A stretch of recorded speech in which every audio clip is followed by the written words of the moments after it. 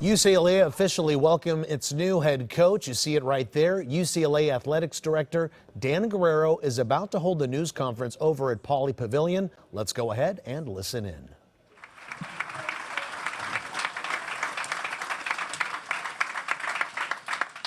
Good afternoon. Thank you for all being here today. It's a momentous day for UCLA Athletics as we introduce Chip Kelly as our new head football coach. As you all know, bringing Chip here today came together very quickly, but that certainly is no indication that it was taken lightly. In fact, quite the opposite is true. First of all, I'd like to thank everyone who was involved in this process. Chip, of course, Casey Wasserman, Troy Aikman, who's here with us today, and Josh Rebholz, our Senior Associate Athletic Director for External Relations. I'd like to recognize Casey, Troy, and Josh for everything that they did to help make this thing happen, for the time and the energy that they put into this process. I value their input and really appreciate the support that they've provided me throughout this entire process. You know, UCLA is a special place, as you well know. Reputation for innovation, barrier breaking, and broad-based excellence. And certainly winning is obviously a priority in many respects. But just as important is how we interact with our student athletes in what we do from a professional development aspect for them as we try to mold them into young men and women so that they can have productive lives after their time here at UCLA. Head coach at UCLA must not only understand this priority, he must share in it. You know, I held my current role as an athletic director at UCLA when Chip was the head football coach at Oregon. Had the opportunity to interact with him just a little bit, you know, during coaches' meetings and things of that nature, but never really got the opportunity to spend the sort of the in-depth time that we were able to share with each other during this process.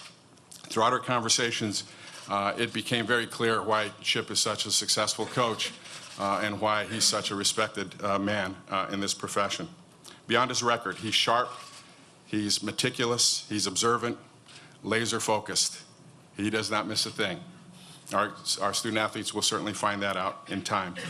He values the special responsibility that comes with coaching student athletes and giving them the support and resources to develop as people. Very, very important. He understands that the integrity is at the heart of everything that we do here, and he values that as well. Alignment of vision, clearly in that respect. And he recognizes that it's a privilege to coach here at UCLA. Has a clear vision as to how to get our program to a winning championship program, something that we all desire. We spoke at length throughout the week about all of these things, and through these interactions, obviously, he left all of us very, very impressed. In the end, we knew that Chip was the right fit for UCLA because of the alignment of vision for all of those things. The desire to be excellent on the football field, and certainly the desire to work with our young men and provide them with the tools to be successful later on in life. Future is bright for UCLA football, and Chip is going to be the leader of this team, the leader of this program, and will take us to new heights. So with that, I'd like to officially welcome Chip Kelly as our new head football coach here at UCLA.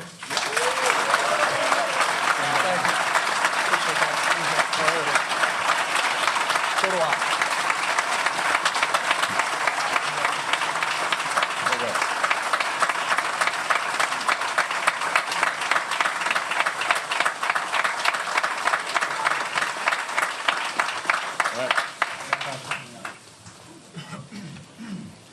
Thank you very much. Not a lot going on in LA today, I can see from this crowd.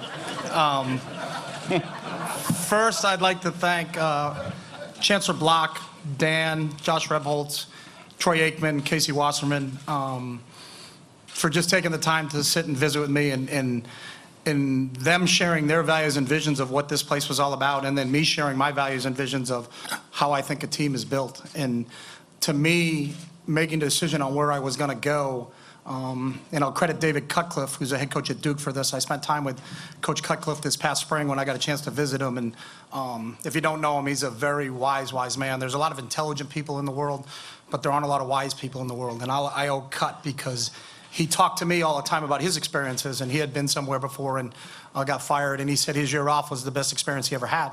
And it's what you make of it. And then he said, just make sure when you come back that you find the right fit And that was extremely important to me of where would I fit the best and what was the best situation for me, because it's a great game and I love football and I'm very, very passionate about it. But to be aligned and be with the right people is the most important thing. And that's what I learned from him. And when I talked to Chancellor Block and to Dan and to Josh and to Troy about it, it just made sense to me. And there's something special about this place. I had the opportunity when I was at Oregon to compete with this school and to all the schools in the Pac-12. And the fact that I get a chance to go back to the conference where I kind of learned how to be a head coach, so to speak. There's so many great coaches in this league. There's so many great institutions in this conference. To be a part of it again is really, truly special. And then if you're a coach, the unofficial mentor of probably all coaches is the great John Wooden. And I don't care if you coach basketball, you coach volleyball, you coach tennis, you coach football.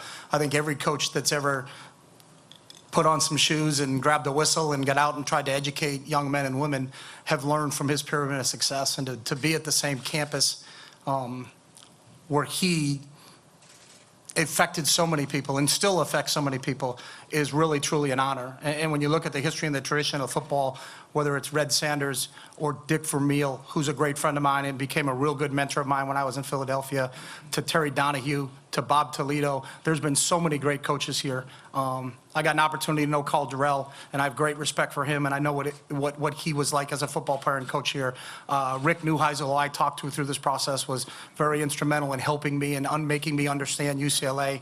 And I have great respect for Jim Moore. I coached for 1 year in the league with Jim. And I think the ultimate compliment a coach can make is that Jim Moore is a football guy. And I have great respect for Jim. If someone called me a football guy, I would take that as a compliment. And to come here after Jim and continue this journey for UCLA football is a huge honor for me. And I'm very grateful for Dan, for Chancellor Block, for Troy, for Cordy, and for Josh for bringing me here, showing me what this place is all about, and then hoping that I can take this and grow with it. As I met with the players today, I believe football is about three things. I think it's about relationships, friendships, and championships. And you have to build relationships by being honest and open in your communication. You have to be competent in what you can do and transfer, because education is about the transportation of knowledge. And then through that relationship, trust is built. And high-trusting teams are the teams that win.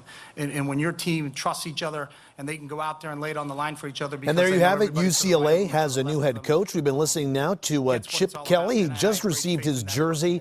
He is under a 5-year contract worth $23 million. And as UCLA Athletics Director Dan Guerrero said, he was simply the right fit for UCLA. We'll have much